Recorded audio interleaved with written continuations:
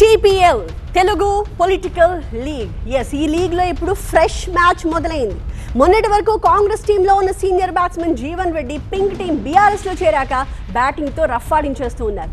అధికార పార్టీపై విమర్శల బౌండరీలతో దూసుకుపోతున్నారు. మరోవైపు జీవన్ రెడ్డిపై బౌన్సర్లు యార్కర్లతో విరుచుకుపడ్డారు ఆది శ్రీనివాస్.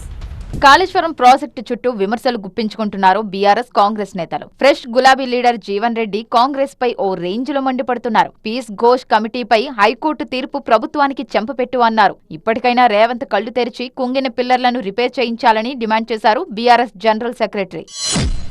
ఆ పీసీ ఘోష్ కమిషన్ నివేదికకు చట్టబద్ధత లేదు, దాని ఆధారంగా ఏ విధమైన చర్యలు తీసుకునేటువంటి అవకాశం లేదు అని చెప్పని పేర్కొనడం ఏదైతుందో ఒక విధంగా ఇది రేవంత్ రెడ్డి గారి ప్రభుత్వానికి చెంపపెట్టు లాంటిదని చెప్పంటున్నా. ఇప్పుడే కళ్ళు తెరువు అని చెప్పండి, ఇప్పుడే కళ్ళు తెరువు అని చెప్పంటున్నా. ఆ మేడిగడ్డ పునరుద్ధరణ ఏ విధంగా చేస్తావు అన్నారు, సింధులు ఏ విధంగా వినియోగంలోకి వస్తుంది అది ఆలోచన చేయమని చెప్పంటున్నా. నేను రేవంత్ రెడ్డి గారి కళ ఎవరు కనబడతారు?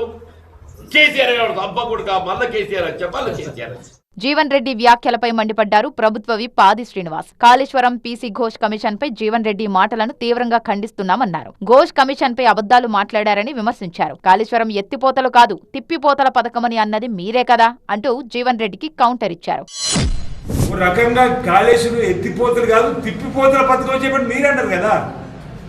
అరే మేడిగడ్డ నుంచి అన్నారు సుందిరి పైకి ఎత్తిపోసే క్రమంలో వరద వస్తే మళ్ళీ సముద్ర జలాలు వదిలిపెట్టినటువంటి పనికిరాని ఈ పథకం కాళేశ్వరం చెప్పినటువంటి మీరు కాంగ్రెస్ పార్టీ ద్వారా అనేక ఉద్యమాలు చేసినటువంటి మీరు ఈ విధంగా ఇది కాంగ్రెస్ పార్టీని విమర్శించే కార్యక్రమం చేయడం, తుమ్మడి అట్టి దగ్గర ప్రాజెక్ట్ నిర్మాణం చేస్తామని అన్నారు కదా, ఎందుకు వదిలిపెట్టిందని చెప్పిన మాట అనేటువంటి మాట ఒకటి అంటున్నారు.